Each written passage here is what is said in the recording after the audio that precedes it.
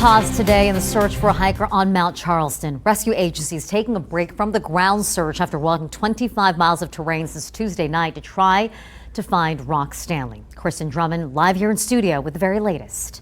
Marie, Rock Stanley is an experienced hiker from Texas. Family tells me the 75-year-old came to Mount Charleston once a year for the last 30 years to hike. Now, his wife reported him missing Tuesday night after he went to the North Loop Trail right here near Kyle Canyon. He did not come back to the lodge, and what I'm being told, what happened after he was reported missing remains a mystery to his family.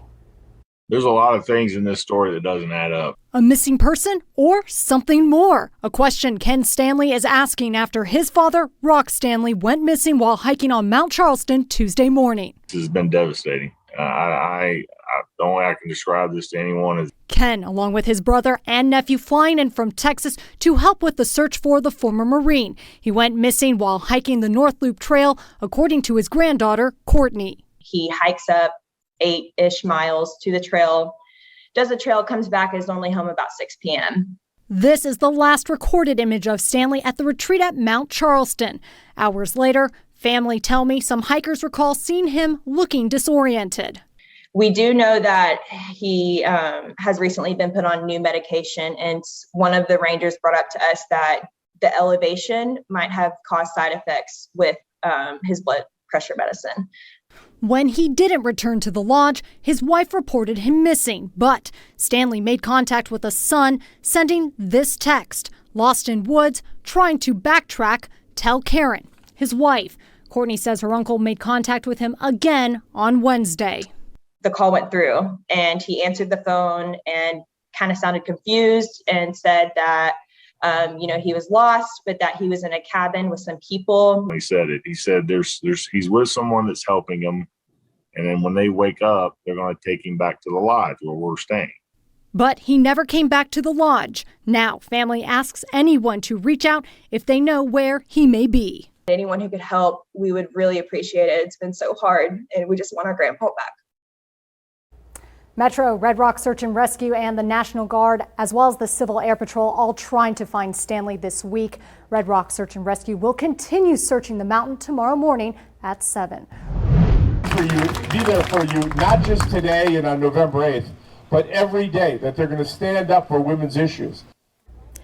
Governor Steve Sisolak with strong words today as reproductive rights continue to be a controversial topic of discussion. All of that from the governor happening on Women's Equality Day. Good evening, I'm Marie Mortera. Jim Snyder has the night off. This one different from those before, ahead of the November election and in a post-Roe world. Katie Munn shows us how from one campaign stop. Yeah, today was less about the celebration of Women's Equality Day and more about concerns over abortion rights for some. It's motivating people to register to vote, and it's also elevating Democratic candidates.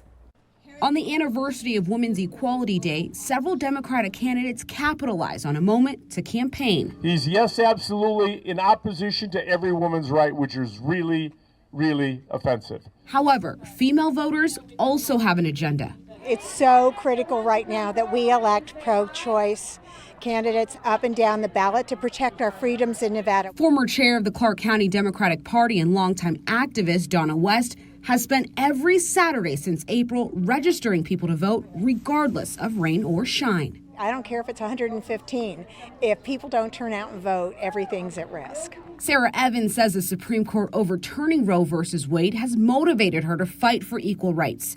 So much so that she hosted a National Women's Equality Day gathering at her home and invited the candidates. This is an international human right to be heard as a person, and I want to speak for the younger generations. I want them to have a fair shot in life, and this is what's needed in order to move our country forward. Michael Green, associate professor at UNLV, says abortion has been rising as an important voter issue, and it could help Democrats this November. What matters is the old line about boots on the ground. You get out the vote, GOTV. And I think both sides, all sides, work very hard at this, but sometimes they're more successful than others. And considering how difficult it has been in American history to expand, win the right to vote, then keep the right to vote, Now, Nevada midterm elections are November 8th. For more information on the midterm elections, you can head over to our website, news3lv.com. Hi, everybody. I'm Reed Cowan from News 3 Las Vegas. We want to thank you for checking out our YouTube channel. Remember, you can always see more of our videos by clicking on the video links. And also don't forget to click that subscribe button so that you don't miss out on any of our YouTube updates. Thanks for watching.